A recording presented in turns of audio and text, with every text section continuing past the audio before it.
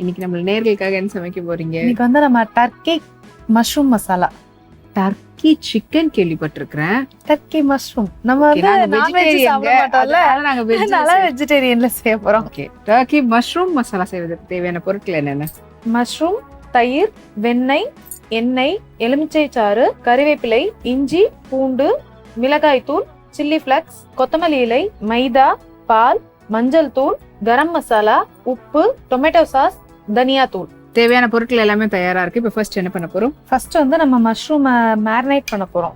Okay. இதை marinate பண்ணிட்டு அதுக்கப்புறமா நம்ம மத்ததை செய்ய ஆரம்பிக்கலாம். அதுல ஏதாவது ஒன்று இப்போ சூடு பண்ணறதுக்கு இருக்கா? சூடு பண்றதுக்கு ஒண்ணும் ஐ இல்ல. மீன் எண்ணெய் காய வைக்கிறது இல்ல, ஒண்ணும் இல்ல. நம்ம அப்படியே சூடு பண்ணி இது பண்ண வேண்டியதான். ஃபர்ஸ்ட் நம்ம மஷ்ரூம் எடுத்துட்டு இது கூட கொஞ்சமா தயிர்,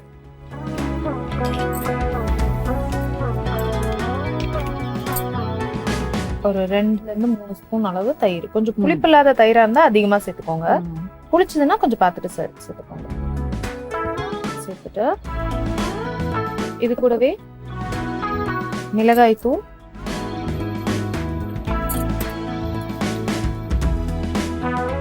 காரத்துக்கு தகுந்த மாதிரி மிளகாய் தூள். இதுல வந்து நம்ம கொஞ்சம் அதிகமாவே சேர்த்துக்கலாம், ஏன்னா அதுல வந்து நம்ம சில்லி ஃபிளக்ஸ் மட்டும் தான் போட போறோம். இது கூடவே கரம் மசாலா ஒரு ஸ்பூன் அளவு, அப்புறம் தனியா தூள் அது ஒரு ஸ்பூன் அளவு, மஞ்சள் தூள், உப்பு, தேவையான அளவு உப்பு சேர்த்துட்டு இதை நல்லா மிக்ஸ் பண்ணிட்டு அதுக்கப்புறமா நம்ம மற்றதை சேர்த்துக்கலாம். இன்னும் வந்து இதுல டொமேட்டோ சாஸும் லெமன் ஜூஸும் சேர்க்கணும். ஓ ஓகே. இதை ஃபர்ஸ்ட் நல்லா கலந்து விட்டுக்கலாம். அப்படியே முழுசாதான்? முழுசாவே. ஏன்னா இது நம்ம எப்பவுமே மஷ்ரூம் வதக்கும் போது கொஞ்சம் சுருங்கிரும்ல, வேக வைக்கும் போது. வதக்க போறோமா? எண்ணெய் ஊத்தி நல்லா வதக்க போறோம். ஓகே. அப்போ பொரிக்கல, எண்ணெய் ஊத்தி வதக்க போறோம், வதக்கி வேக வைக்க போறோம்.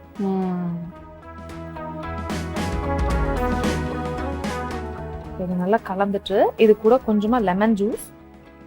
இதுக்கு வந்து தயிர் புளிப்பா இருந்துச்சுன்னா லெமன் ஜூஸை கொஞ்சமா ஊத்திக்கோங்க, ஒரு 1/2 ஸ்பூன் அளவுக்கு சேர்த்துக்கோங்க, இல்ல ஒரு ஸ்பூன் அளவு சேர்த்துக்கோங்க. ஒரு 2 ஸ்பூன் அளவு டொமேட்டோ சாஸ்.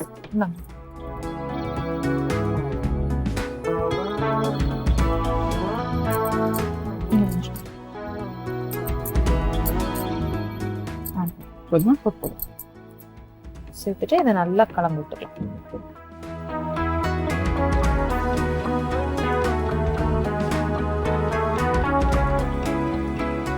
இதை வந்து ஒரு 10ல இருந்து ஒரு 15 நிமிஷம் ஊற வைக்கணும். இது நல்லா ஊறினாதான் அடுத்தது நம்ம எண்ணெயில போட்டு வதக்கி ரெடி பண்ணும் போது ஃபுல்லா இந்த மசாலா ஃபுல்லா இந்த மஷ்ரூம் காளான்ல வந்து போட்டாகணும். இதை அப்படியே வச்சிடலாம். ஸோ ஃபர்ஸ்ட் மேரினேட் பண்ணி ரெடி பண்ணிட்டு தான் அடுத்தது பண்ண போறோம். ஊற வச்சிருக்கோம். இப்போ வந்து ஊறட்டும். இப்போ என்ன பண்ண போறோம்? இப்போ வந்து லைட்டா எண்ணெய் ஊத்தி சூடு பண்ணிக்கலாம்.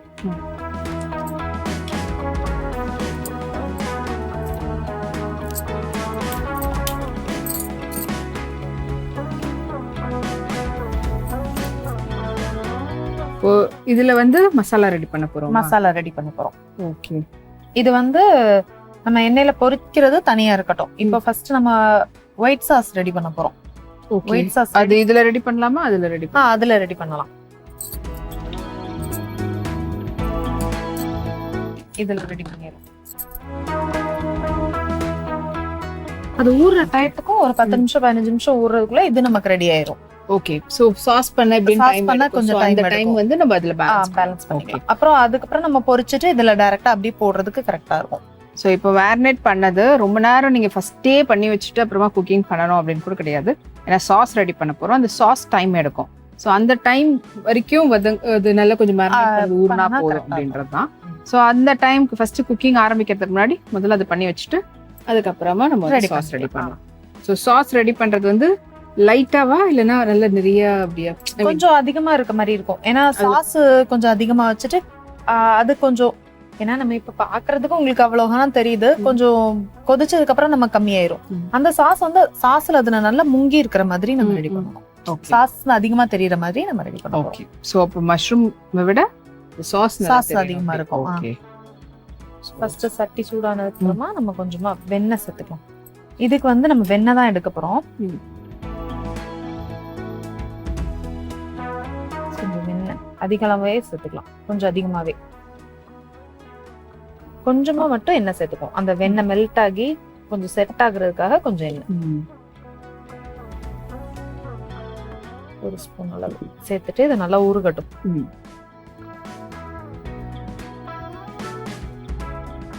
இதுல நீங்க வெண்ணெய் யூஸ் பண்ணாதான் நல்லா இருக்கும். பிளைனா எண்ணெய் சேர்க்காம வெறும் எண்ணெய் மட்டும் சேர்க்காம நீங்க ஒயிட் சாஸ் பண்றதுல வெண்ணெய் சேர்க்கும் போது அந்த பட்டரோட ஸ்மெல் இன்னும் கொஞ்சம் நல்லா இருக்கும். அதனால நம்ம வெண்ணெய் சேர்த்திருக்கிறோம். இது கொஞ்சம் நல்லா ஊறட்டும்.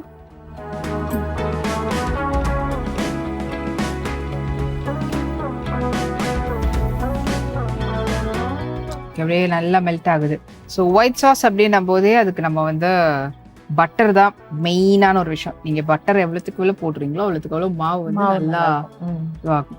இது வந்து எப்படி கார்ன்ஃபிளவரா மைதாவா? மைதா.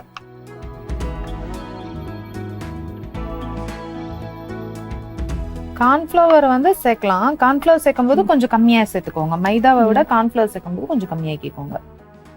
இந்த சூட்லயே போட்டேன்.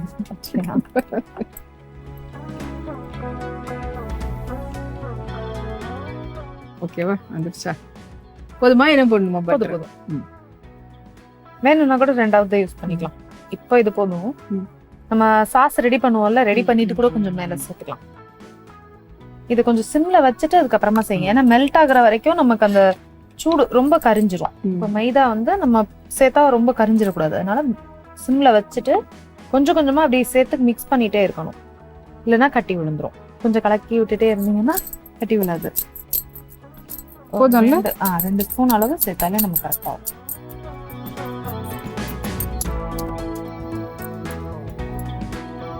இது வந்து ஃபுல்லா சிம்ல வச்சுதான் நீங்க வறுக்கணும்.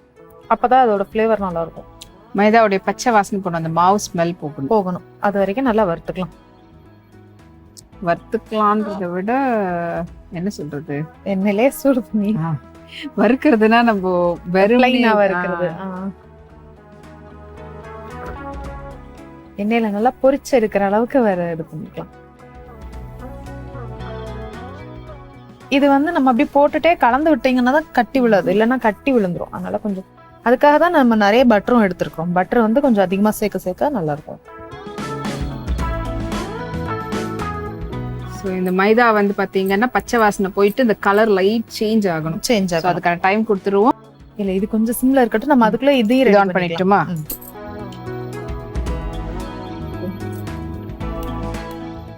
ஏன்னா இந்த பக்கம் அப்படியே நம்ம அது ஊறி இருக்கும். அந்த டயத்துல நம்ம இதையும் மேரினேட் பண்ணி வச்சுட்டு பொரிச்சு எடுத்துட்டோம்னா கரெக்டா வந்துடும். என்ன பண்ணணும்? இஞ்சியும் பூண்டையும் பொடியா நறுக்கிக்கலாம். அந்த வேலையை பார்ப்போம். அதுல கொஞ்சம் எண்ணெய் சட்டி சூடாகி வரணும்.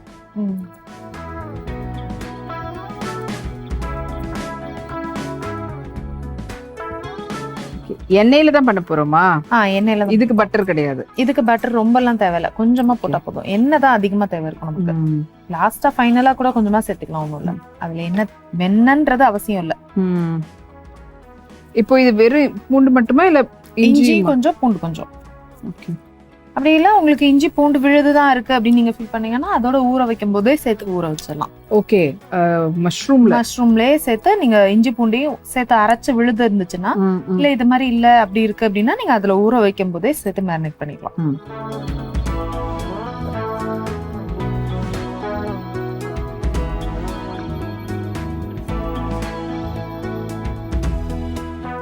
அதுல கொஞ்சம் எண்ணெய் ஊத்திக்கலாமா? சட்டி சூடாயிடுச்சு. போதுமான்னு பாருங்க. போதும். கொஞ்சம் அதிகமாவே ஒரு 4-5 கரண்டி அளவுக்கு என்ன யூஸ் பண்ணணும். நம்ம எப்பவும் நார்மலா யூஸ் பண்றதே எண்ணெய் யூஸ் பண்ணணும்.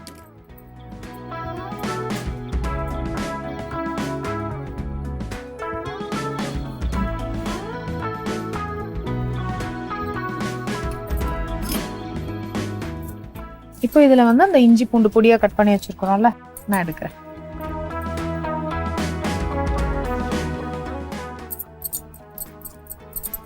உங்க கையிலயும் கொஞ்சம் இருக்குதா? ஆமா.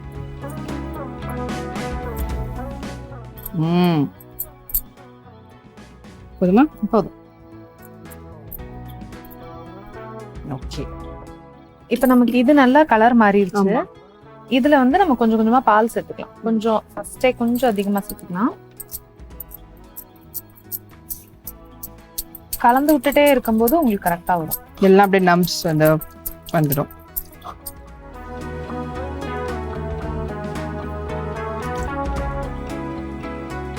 இது அளவுக்கு போட்டு சாஸியா வரணும். இப்போ கொஞ்சம் கொஞ்சமா கட்டியாகும். இன்னும் கொஞ்சம் சேர்த்துக்கலாம்.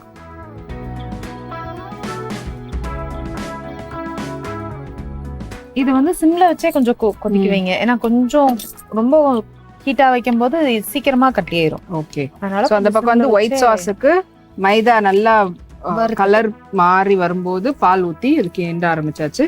இந்த பக்கம் பொரியுது. இப்ப என்ன பண்ணணும்? இதோ இது போட்டுலாம். அவ்வளவுதானே, வேற எதுவும் போட தேவையில்லையா? வேற எதுவும் போட தேவையில்ல. அவ்வளவுதான், மொத்தமா அதை அப்படியே போட்டுருக்கோம். சோ மெயின் இன்கிரிடியன்ட் நம்மளுடைய மஷ்ரூமை வந்து மெதுவா மெதுவா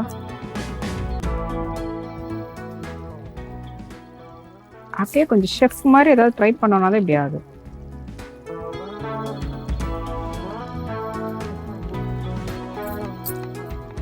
மசாலா ரொம்ப முக்கியம்ல. மசாலா கண்டிப்பா முக்கியம்.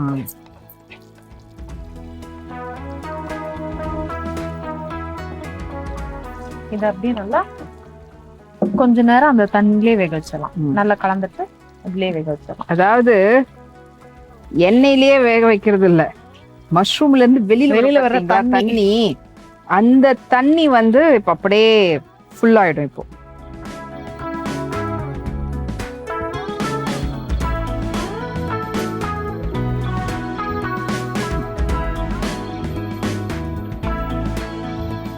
இப்போ நம்ம கொஞ்சம் கட்டி இல்லாம கரைஞ்சிருச்சு. அதனால கொஞ்சம் ஹீட்டை வச்சுட்டு அதுக்கப்புறமா நம்ம மிக்ஸ் பண்ணிக்கலாம். இதுல வந்து நம்ம சில்லி ஃபிளக்ஸ் அப்புறம் உப்பு ரெண்டும் சேர்க்கணும். இந்த மசாலாஸ்ன்னு சொல்லிட்டு போடக்கூடியது அதெல்லாம் எதுவும் வேண்டாம். அதெல்லாம் போடனா நீங்க சேர்த்துக்கலாம். உங்களுக்கு வேணா சேர்த்துக்கலாம். Added flavour.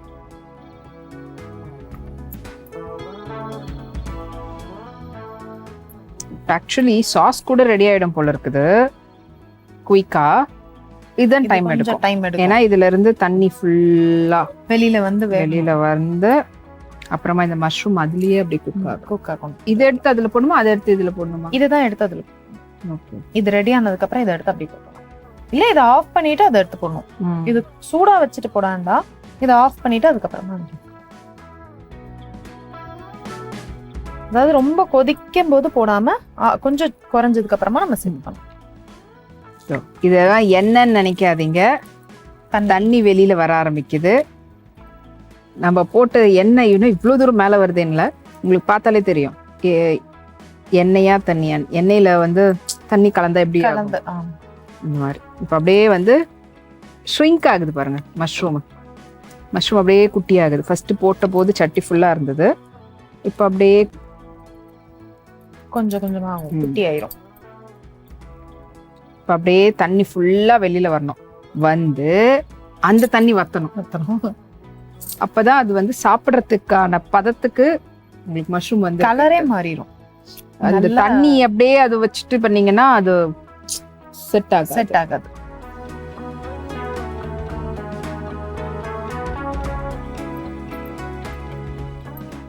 ஓகே. சோ இப்போ வந்து பாத்தீங்கன்னா அப்படியே முழுக ஆரம்பிச்சிருச்சு பாருங்க. நம்ம போட்டது சட்டி ஃபுல்லா இருந்த மாதிரி இருந்துச்சுல, இப்ப தண்ணி அப்படியே இல்ல, இது கம்மியாயிடுச்சு. அது அப்படியே மேல ஏறுது. தண்ணி அதிகமாயிரும் பாருங்க. இதுவும் கொஞ்சம் கட்டியாக ஆரம்பிக்கு. இப்போ மறுபடியும் பால் விடணும். இல்ல போதும், நமக்கு இதுவே போதும். இந்த பாலே கரெக்டா வரும்.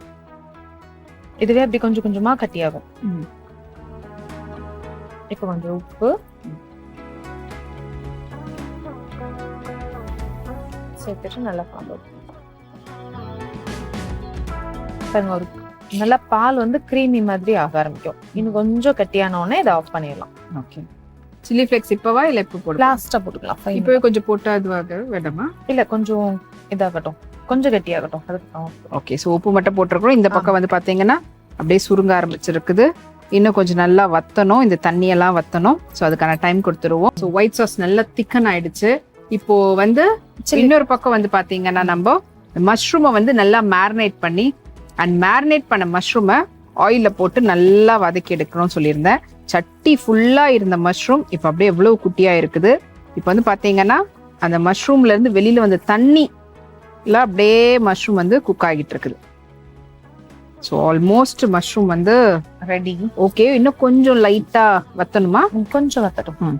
அதுக்குள்ள நம்ம இதுல சில்லி ஃபிளக்ஸ் போட்டு இதை ஆஃப் பண்ணிடலாம். ஏன்னா நம்ம சட்டி சூடுக்கு அதுல இன்னும் கொஞ்சம் நேரம் இருக்க கட்டி ஆயிட்டே இருக்கும். 1 ஸ்பூன்ல இருந்து 2 ஸ்பூன் அளவு நம்ம சில்லி ஃபிளக்ஸ் போட்டுக்கலாம். ஏன்னா இது வந்து காரத்துக்கு அப்புறம் அதோட ஃபிளேவருக்கு எல்லாத்துக்குமே கரெக்டா இருக்கும். இந்த ஹீட்லயே அது கொஞ்சம் கரெக்டா வந்துடும் சில்லி ஃபிளக்ஸ். ஸோ ஆஃப் பண்ணிட்டு போட்டுட்டோம். இப்போ இது நல்லா கொதிக்கும் போது இதுல கொஞ்சம் கருவேப்பிலை சேர்த்துக்கும். அதாவது ஒரு பக்கம் இட்டாலியன் சாஸ், இன்னொரு பக்கம் வந்து இந்தியனைஸ்டு கறி, இது ரெண்டுத்தையும் மிக்ஸ் பண்ணி கொஞ்சம் கொத்தமல்லி சேர்த்துட்டு மிக்ஸ் பண்ணிக்கலாம்.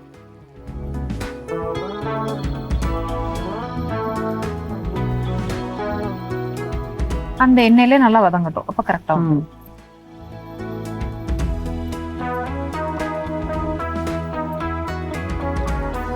எண்ணெய் இப்படி மிதந்துனதா இருக்கணுமா, இல்லன்னா நம்ம கம்மியாவும் ஊத்திக்கலாம். எது நம்ம வந்து தண்ணி விட அந்த எண்ணெய் கொஞ்சம் அதிகமா தெரியும். ஆமா, எண்ணெய் வந்து நம்ம அதிகமா விட்டதை விட தண்ணி தான் கொஞ்சம் நமக்கு அப்படியே தெரியும். இல்ல நீங்க இன்னும் கொஞ்சம் கம்மியா விட்டனாலும் அடி ஒட்டாம நீங்க பாத்துக்கணும். ஆக்சுவலி மண் சட்டின்றதுனால கொஞ்சம் அதிகமா விட்டுருக்கோம். ஏன்னா மண் சட்டிக்கு அப்படியே நல்லா இருக்க பிடிச்சிடும். ஏன்னா மேரினேட் பண்ண அந்த மசாலா வந்து ஒட்டிக்கும், தயிர் வந்து நல்லா ஒட்டிரும். அதனால நீங்க கொஞ்சம் அதிகமா ஊத்திருக்கோம். இல்ல நீங்க நார்மல் சட்டினா கூட சிம்ல வச்சுட்டு நீங்க கூட கொஞ்சம் எண்ணெய் கம்மியா ஊத்திட்டு நீங்க நல்லா மேரினேட் பண்ணிட்டு பொரிச்சுக்கலாம்.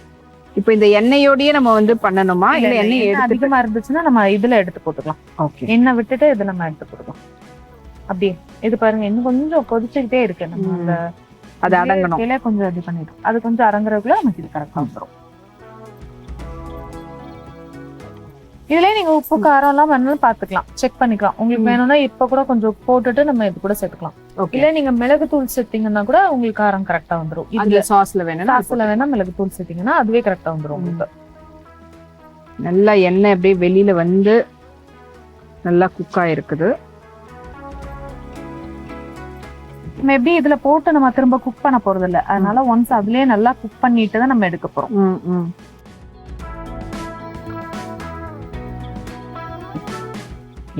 பாருங்க வெந்துருச்சு. ஆஃப் பண்ணிடலாமா? ஆஃப் பண்ணிடலாம். பண்ணிட்டு இதை வந்து அதுல போடட்டுமா? இங்க வைக்கிட்டா?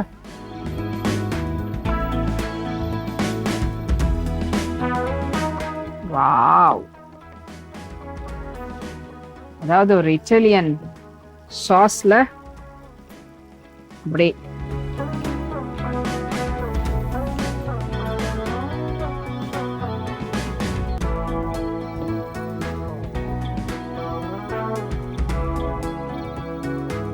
அதாவது ஆஃப் பண்ணி அவ்வளவு நேரம் ஆகுது, அப்பவும் கொதிச்சுட்டு இருக்கு. இதுல மிக்ஸ் பண்ணட்டுமா, அதுல மிக்ஸ் பண்ணட்டுமா? இந்தாங்க, இதுல சாஸ் இருக்குல்ல. ஓகே, இதால அப்படியே ஒரு மிக்ஸ் வந்து கொடுத்தாச்சு. ஸோ இது நல்லா கொஞ்சம் அப்படியே ஊறட்டும் அப்படின்னு சொல்லிடுறேன். இல்ல பிளேட்டிங் பண்ணிடலாமா? ஓகே, இதுல எடுத்துடலாமா?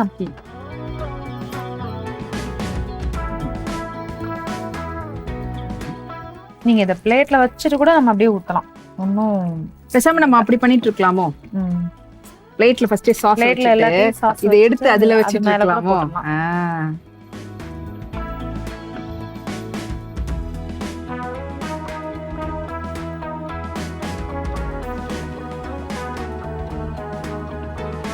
ஓகே,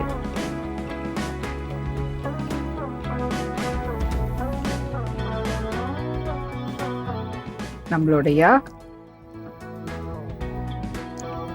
டர்க்கி மஷ்ரூம், நம்மளுடைய டர்க்கி மஷ்ரூம் வந்து ரெடி ஆயிடுச்சு. எடுத்து டேஸ்ட் பண்றதுக்கு முன்னாடி இதை நம்ம எப்படி செஞ்சோன்ற செய்முறை விளக்கத்தை சுருக்கமா நேரில் சொல்லிடுங்க.